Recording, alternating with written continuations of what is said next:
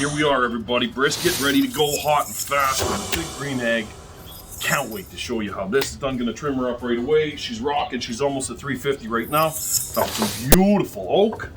Got some pecan and some hickory. Gonna be throwing in there as a mix. Can't wait to do it. We got the salt, pepper, garlic, and then I like to throw in the heavy, coarse grind garlic on top. It's gonna be awesome. My Dal Strong, trusty Dal Strong blade. Let's get into her. Here we go. Because this is a hot and fast, and this is for friends, it's not a competition, I'm going to be leaving a lot of fat on this beauty. You know why? Because to Uncle Mel, fat is flavor. Fat is flavor, and I love flavor. Also, it's good to save a few bucks whenever you can. Briskets aren't cheap like they used to be. So, the more you leave on, the more you have, of course. So I'm going to rub her down real quick, paper towel. Just to clean up that slimy. It's actually looking pretty good already, and this is not a bad brisket at all. Like I said, we're not going too clean with this. All the little fatty, dribbly things here. Now the fat that I like to cut off of a brisket is going to be your hard fats, right? If you touch it and it's really hard, well then it's not going to render out. If it's soft, pliable fat, it will get. I got a bulldog. He's a cutie. First thing in the morning when he smells it.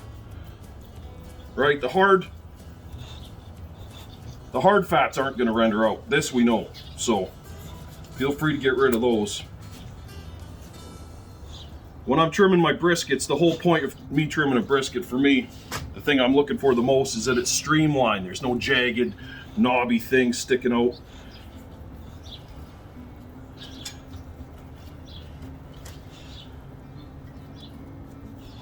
You don't want to start cutting in and digging deep into these crevices to get that fat out. You don't have to chase it too much here. See, if you work it just right, it'll slide right out with your knife, and just gently plying at it with your hands. Keep your fingers away from the blade, obviously, but now our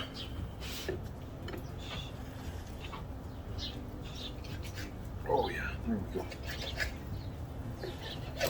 Our fat cap is already pretty lean on this. I can feel it, but you see, you just run your fingers through the meat and you can feel, bang, there's a hard chunk right there. That guy, he can get chopped down a little bit. You don't want to go too deep because then you're going to get into the meat, right? Just keep feeling it, keep shaving it until it's nice and soft. See that? Already soft. This one, pretty sharp here. Let me take that edge down. Clean that up. Like I said, aerodynamic. There we go. Nothing jagged. Beautiful. Look at that. Oh. Right. Nice and soft.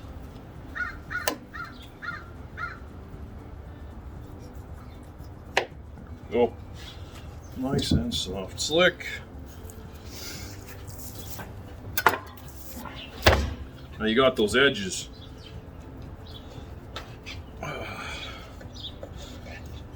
Those cauterized edges, does not hurt to trim them off. Ugly looking. I like to cut them off, clean them up a bit. Go. And if you are one that likes to really trim your briskets, that's okay too. Just save the trim. Save the trim and make beautiful smash burgers out of it later. Why not? Waste not, want not. That's what I always say. Now this funny little guy here, you can chop this off. I like to save it just in case I'm making burnt ends.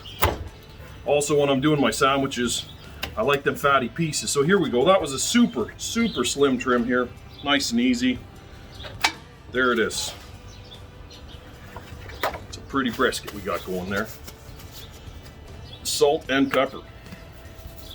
And garlic.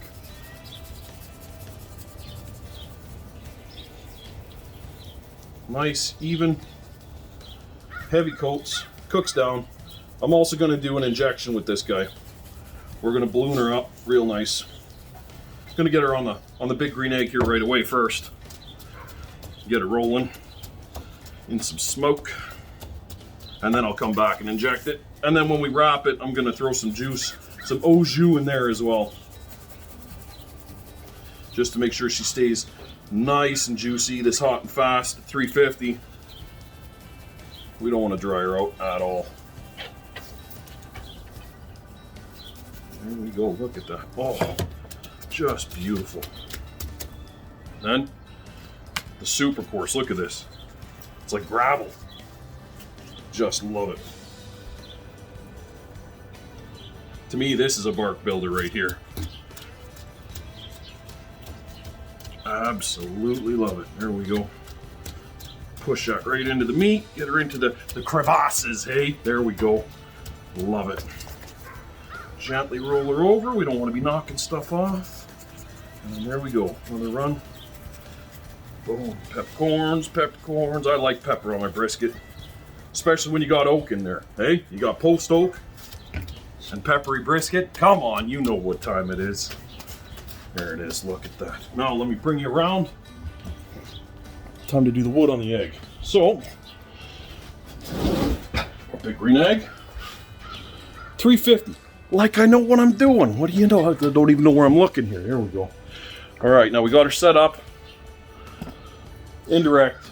That's the way we want it. Pull this up. Now, let me find my middies.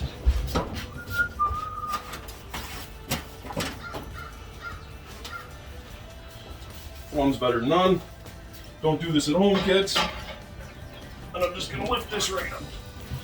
Lift this right out.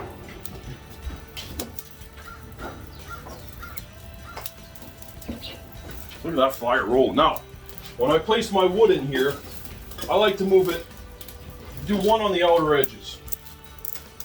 All right, get that wood on the outer edges, and then I'll throw a couple, not directly in the center, but kind of in the center. And then boom, right back in. And then, for good measure, we're going to throw a drip pan in there. Save our plate center. The hassle of getting dripped on. And brisket time. Look at how jiggly this is. When you're shopping for a brisket, that's what you're looking for. You're not looking for that stiff chunk, you're looking for that nice, jiggly, beautiful brisket. And notice when I put it in here, I like to push it together. I'm not pulling it apart. I push it together.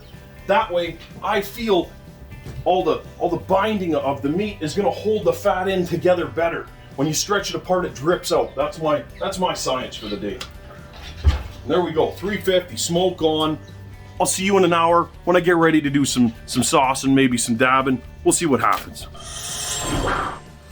Okay, so yeah, we're ready now to do some injecting. I've just checked it. She's been smoking for about 2.5 hours.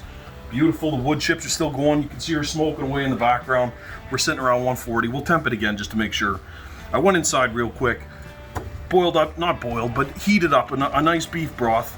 I really like using the better than bouillon beef, heavy beef, and I also use beef cubes. They're fantastic. A sneaky trick for me, the all-purpose rub by Malcolm Reed, Killer Hogs. This is so fine.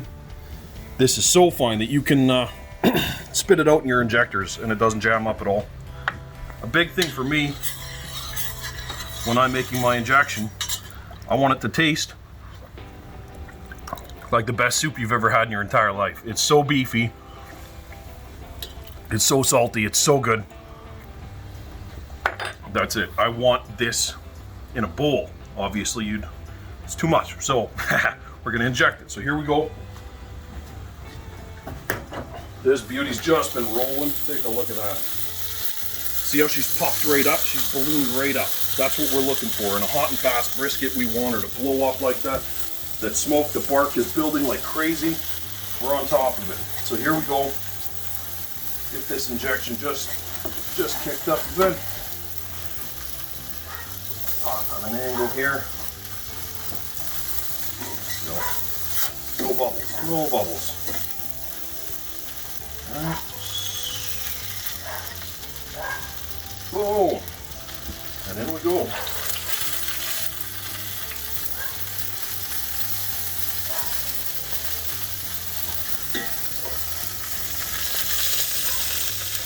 Give her a nice injection, making sure we're...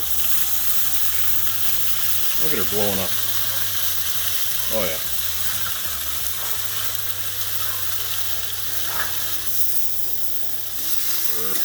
one more, just for good luck.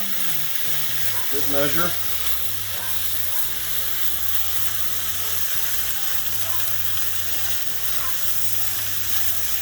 And there we go. Now she's been injected. Back to the smoke. We're going to let her roll for another hour, probably hour and a half. We're shooting for 165 internal. Then we're going to wrap her. We're going to put some of this jus back into that wrap in the pan. Trust me, this is going to be a beautiful, bendy, deadly brisket. If you haven't clicked subscribe yet while you sleep, and get on it. We're doing this all the time. Click subscribe. I love you. I'll see you in an hour and a half or 2 seconds. All right, here we go. Look at her. She's looking freaking amazing. I've been tipping it every couple of minutes just to make sure. Let's see where we're at for temp. I'm guessing 165. Looking good. Looking real good. 160. Yeah, we're up there. 160s, 170. Look at that. Oh yeah, we're mint. Now it's time to wrap. Time to wrap. Gently, Bentley. Fly her right over here. Boom. There it is. There it is. Look at how beautiful this sucker looks. I cannot wait. The bark on that really developed nicely. Slide her over just a bit, and now we're going to take the top. Top is good. Hold it up. It's like an envelope, see? There you go. Alright, this is nice, and I want this end open. Why? Because we're about to pour something in there. Now I got a little pan. Little pan. She doesn't quite fit, but that's okay. The pan is going to keep the juices sitting right where I need them to be. And this was the last of that au jus. It's going down in there now. Oh yeah. There we go. Get some of that au jus in there. Roll her down front and back. And this is really going to help keep her nice and tender. There we go. Make sure it's nice and tight. And guess what? We're going back on 350. See where we're at in another hour or so. Perfect. 350. All right, and we're back. She's gone for an absolutely beautiful rest. She's rested for over an hour. We temped her at 210 when we pulled her out. Rested in that Cambro for over an hour. Here she is, everybody. Oh. Here she. Oh, so hot. Oh. So hot. So hot.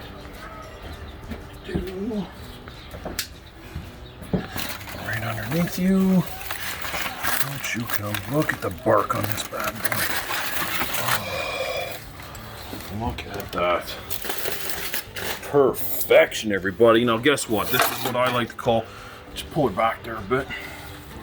You ready for this? That's how we like to do it right there. That's got that beautiful jiggle to her. Look at that. Look at that now, watch. Chase that fat line right down there. There goes our point. No problem. And here we go.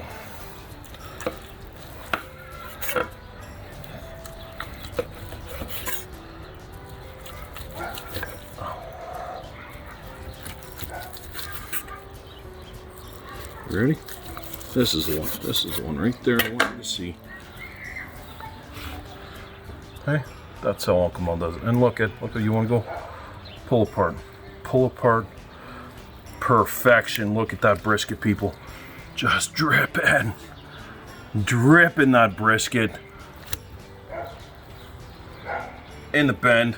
There we go. Ladies and gentlemen, hot and fast brisket.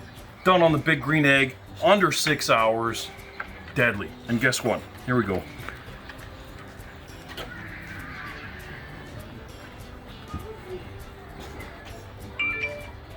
That's it.